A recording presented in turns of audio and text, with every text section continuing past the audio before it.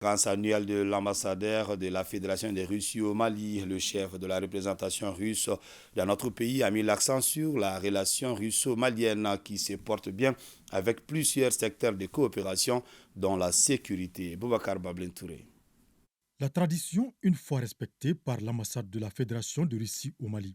Il s'agit de la traditionnelle conférence annuelle qu'organisent les diplomates russes. Un exercice qui vise à échanger sur l'état de coopération russo-malienne. Une coopération qui, selon le diplomate russe, est basée sur le renforcement des relations entre les deux pays dans divers domaines. Je tiens beaucoup à noter les relations entre la Russie et notre grand ami le Mali. Ils ont tissé des liens d'amitié de longue date et coopèrent avec énergie dans de nombreux secteurs. Les présidents de nos deux pays, Son Excellence M. Vladimir Poutine et Son Excellence M.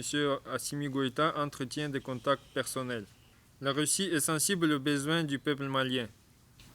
Les participants à ce rendez-vous annuel de l'ambassadeur de Russie au Mali ont été audifiés sur l'aide que la Fédération de Russie apporte au Mali dans un cadre de partenariat gagnant-gagnant.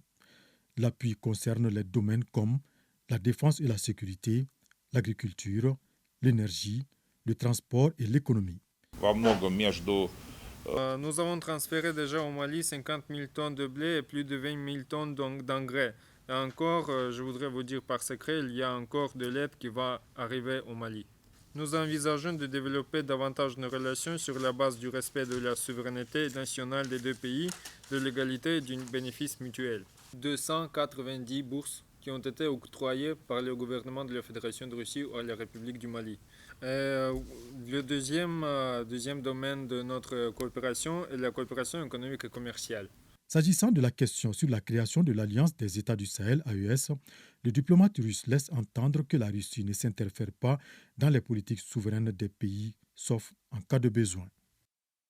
Ce communiqué